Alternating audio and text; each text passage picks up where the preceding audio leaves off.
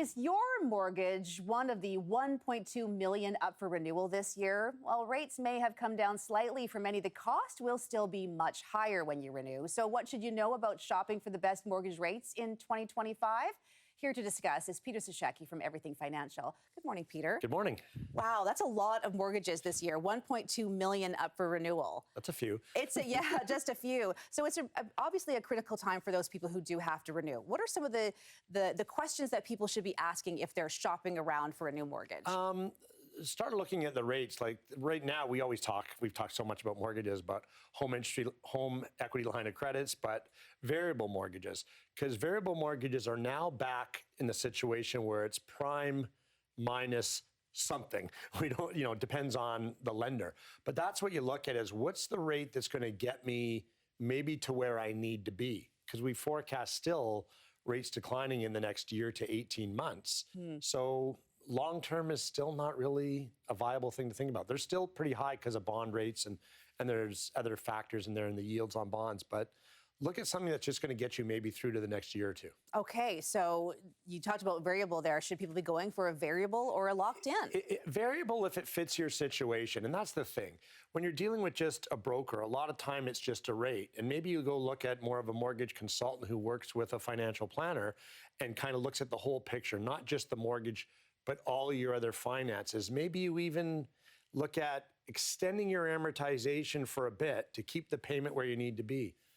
Carrie, some people lock in even when they shouldn't because that's what allows them to sleep at night.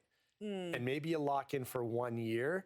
You might think, oh, the rate's too high, but in that 1 year, the difference on a 1.5% from say a 1 year to a 3 year or whatever it may be at that time isn't really that much necessarily dollar-wise. The percent might sound bad, but in the big picture, it might be just enough to get you to peace of mind, just enough to save you a bunch of fees from having to cancel something partway through and just bridge the gap to next year. Because isn't that what we all want to do, is just be able to sleep at night when it comes to our finances? It's so hard. Yes, we do want to sleep at night, and we do want to get to a dollar amount now that's affordable.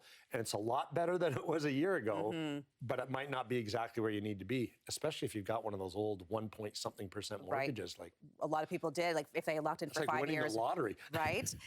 So let's talk about accelerated payments, because some people might be intimidated by that if they have to accelerate and have more payments than, say, once a month. But is that something you would recommend to people if they can do it? A lot of times, no. And we've done some studies on this, and it's just simple math.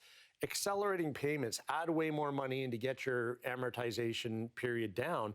It makes a lot of times more sense to go actually a longer amortization, but take the difference that you can afford and say, if you have room, put it in your TFSA, earn money tax-free that will outpace what you're paying on your mortgage. And then every year you've got a lump sum of money to put towards your principal. So instead of just interest and principal, it's a straight principal payment. Is accelerated different from like a bi-weekly monthly payment? Yes. Accelerated is taking your amortization, throwing more money at it, making that payment larger, a bigger payment.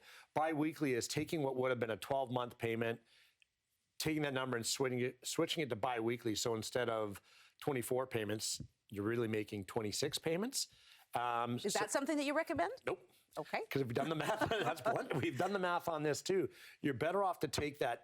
You have to be disciplined though. Take that extra money that extra payment would have been, and do straight principal. Bi-weekly is interest and principal. Taking that money and making a lump sum payment is just principal. It shaves off even a little more time. So bi-weekly is a bit of a smokescreen to make the public not look further into what they should do. Okay, we're almost out of time, Peter, but I want to ask you this. Should people speak to a broker or a specialist? A specialist, so they're working with someone else. Maybe it's your accountant, maybe it's your registered financial planner, but look at the whole picture, not just the mortgage as an item, but the whole financial plan and how it fits into it. Good information this morning. A lot of people are interested in what to do with those mortgage when it comes up for renewal. Peter Sashecki with Everything Financial. Thanks, Peter. Thanks, Gary. Enjoy the rest of your day. You too.